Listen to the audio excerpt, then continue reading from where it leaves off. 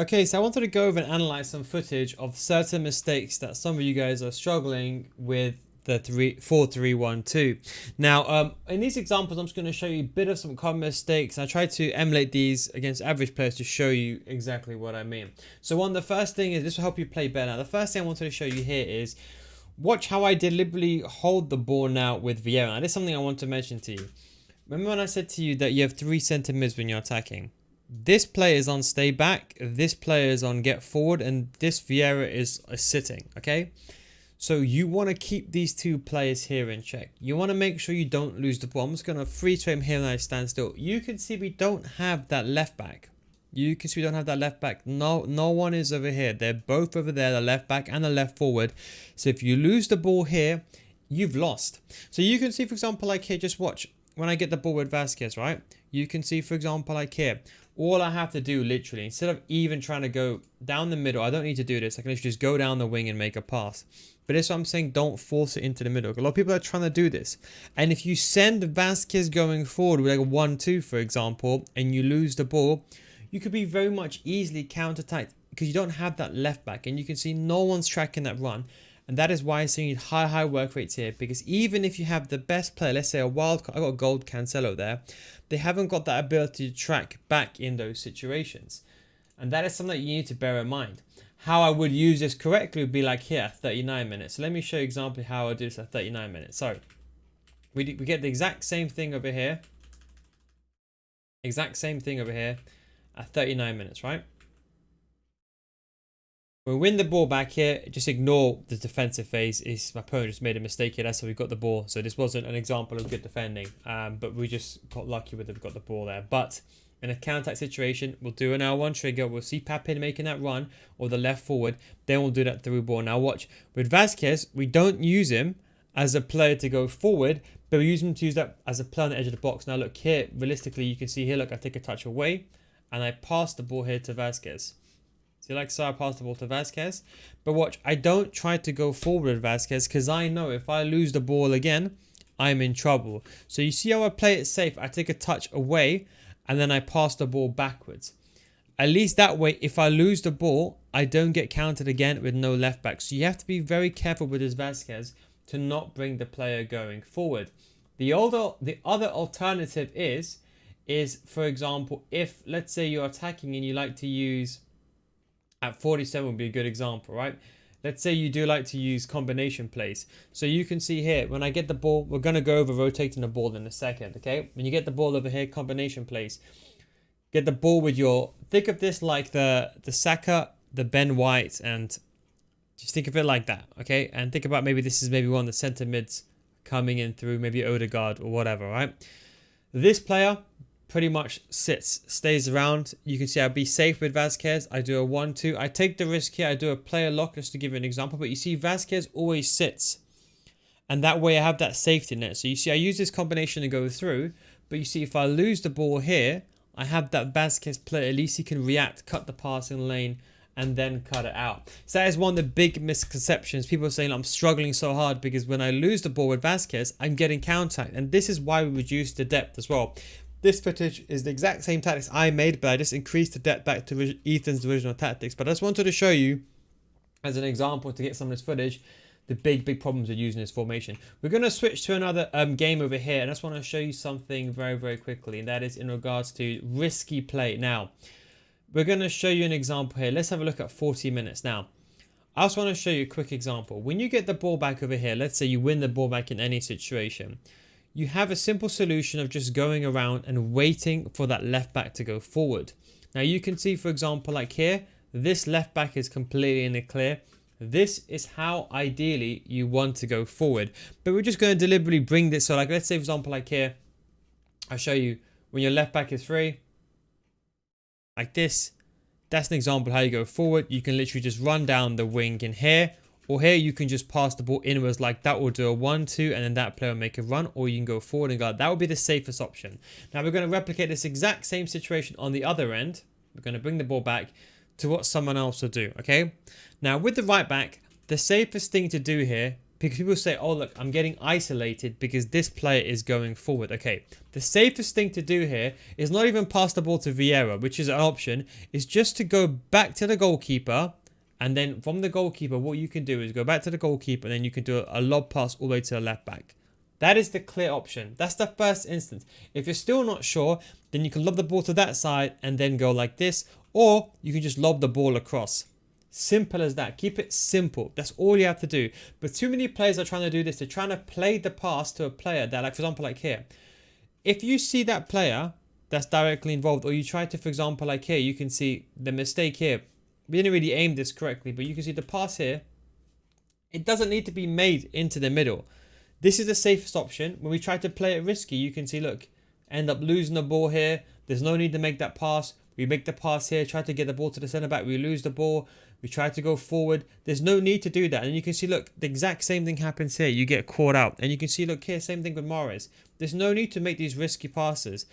If you make those risky passes, you're probably going to concede, as you can see, just like so. And these are the goals that you're going to commit. These simple goals that you don't want to score, that you don't want to concede. If I go back to this other clip over here, I just want to show you something as well. Is the correct way of doing this is 11:36, the use of the lob ball. So look, if I go to 11:36 here, you can see the exact same thing happens over here. We get the ball, similar to the last situation, we just flip it over. So we get the counter attack here. Look, okay, look, everyone knows this. Look, you do the L1 trigger and you do a lob pass. Yes, it still works. We all know that's fine and clear. If you lose the first instance of the counter attack, what do? You can see with Vazquez, look, we don't push forward with Vazquez here. Look, you see, as I mentioned to you, we dribble the ball, we play it safe, we take a touch away, and you see I keep it safe here, and I pass the ball around. Then I literally just wait. Now watch, I'm just going to stand still with Vieira just over here. The natural formation with hug the sidelines will make your left back completely free all the time. So all you have to do is just send the ball over to the other side. You can see, look, the way I did is very, very simply. Look, you can see when I'm standing still, look at the natural position. This player is then tanked in towards the middle of the pitch. You see that? So you can see this player, he or she, they're controlling the middle of the area of the pitch, but that's where you have that outlet player, that left back. So you see, don't rush, don't panic. Let him, he or her panic. You see, like here, we get the ball going forward. Look, there's no need to do this. See this? Look, let me show you. Go right to the right centre mid, to the right back. There's no need to do that. If this was a better play, would have applied even more pressure. The simplest solution is here. Again, there's no need to do this. The simplest solution is, if I replay this now, just to get the ball and just go to the left back. You see that? It's just so easy to go through because you can get these combinations and you can try to play the ball going through. There's no need to go all the way around. And this final example I want to show the left back being, because this is one of the biggest issues, the left back being taken. Let me show you, for example, here at 1:15, I believe. Is it 1:15? 1:15. I think it's this one here. I think it's, just 1 second. I think it's, so it's near 20, so 28. So let's have a look at 28 minutes, okay? The one thing I wanted to mention to you, so you can see, for example, like here, Cancelo, okay? This is your left back. You want someone who's got high work rates here. If I then move over to Vazquez, you want someone here that's got good agility and balance. This is going to be someone like Renato Sanchez, someone of that player that's got the good agility balance that can maneuver with the ball. You want that player to be there so they can recover and also they can dribble. And that is why you want that player, because they have that maneuverability to pass the ball inwards and then they can dribble with the ball. So you can see, for example, like here, I'm going to highlight Vazquez and then we're going to highlight the left back, okay? So you can see, for example, like here, the left back is so, we win the ball back here. We don't take a risk. We go forward. Okay, look fine. We go back here and you can see Vazquez, we lose the ball gets lost. Now with Vazquez, this time, we keep Vazquez standing still, but you can see that we don't use the left back. You can also use the right back. You can see at 28 minutes that you can use the right back play, but this is only if hug the sidelines is on, otherwise they won't be wide enough. Then when you get the ball over here, the safest solution is just to rotate the ball all the way around. And instead of trying to go into the middle here, you can literally just go straight to the left back. Do you see that? And it's much easier to beat the opponent because then you can branch out, for example, like here. And had this been a better shot by Ronaldo, probably would have gone into the back of the net. But it's much easier to branch out like that if you play it safe. So I don't want to see these balls going inwards, like, for example, like here, and forcing the ball like that. If you can't make that pass, just go all the way around, guys. And don't forget, that left back, he's always going to be there. And that is why I'd say use the crop camera angle so you can see that left back. Make sure you do use those players. It is very, very, very, very important. One thing I wanted to show you just on the other clip, going back to the other clip as well, is just 7 minutes. Something that I wanted to show you just in this last game because I missed it out on that game. I didn't get a good footage, should I say. When you get the ball back, for example, like here, when you start the game, make sure you activate hug the sidelines. Don't forget, up on the D-pad, then you press right and then you activate hug the sidelines. Like so. And then when they go forward, you'll add them unmarked. So that way, if you're not too sure, have the sidelines activated.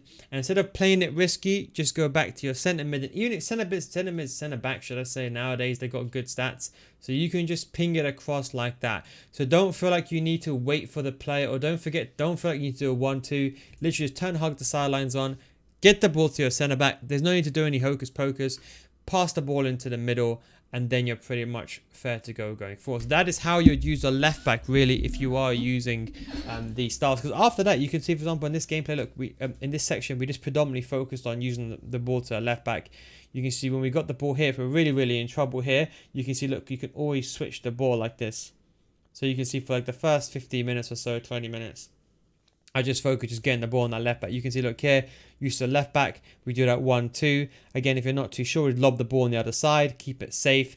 Remember, you go back to the centre back, centre mid here, and then you can go back to the Vieira, and then you can go back all the way around. So you see, we keep it pretty safe. There was a bit of an unlucky pass there, but you see, you can keep it pretty safe. And if you're really not sure, for example, like here with Vieira, you literally just pass the ball going backwards. Like so, like here, if you're really not sure, you can pass the ball going backwards. You always have that left back. Don't forget, you do have that right back as well. And that's why I say, look, if you can't go forward, then you just launch it to the left back. So that's something I wanted to show you, just mention. I think there's one other example over here I wanted to show you. I think, is it after the goal we scored? I think it's after the goal we scored. Yep, just over here. So like here, you can see again, build up, left back immediately, pass the ball to him. And you can see we did the L1 trigger. We don't necessarily use it to bring forward. We just wait a little bit. Wait. And you can see we drag the ball a little bit forward, just getting ever so closer to get that left back into play. And then we just go all the way around as an example. And then you can see with Wan-Bissaka, if we're not sure, then we bring it back. And then we ping it all the way back to the left back again. And then you can use, for example, the player lock or whatever you want to use. So again, just keep those outlets safe. Don't try to play the ball through the middle. Like, you know, I'm not saying you can't play the ball through the middle, but what I'm trying to say, a lot of players here, they're conceding because they're losing the ball in this phase. This is where the mass majority of the feedback is people losing the ball in this area. That is why you want to use that left back. So if you have too many players in the central areas of the pitch, just lob the ball to the left back. It's the easiest solution. Anyway, guys, I hope you enjoyed this video. Thanks for watching, and I'll catch you next time.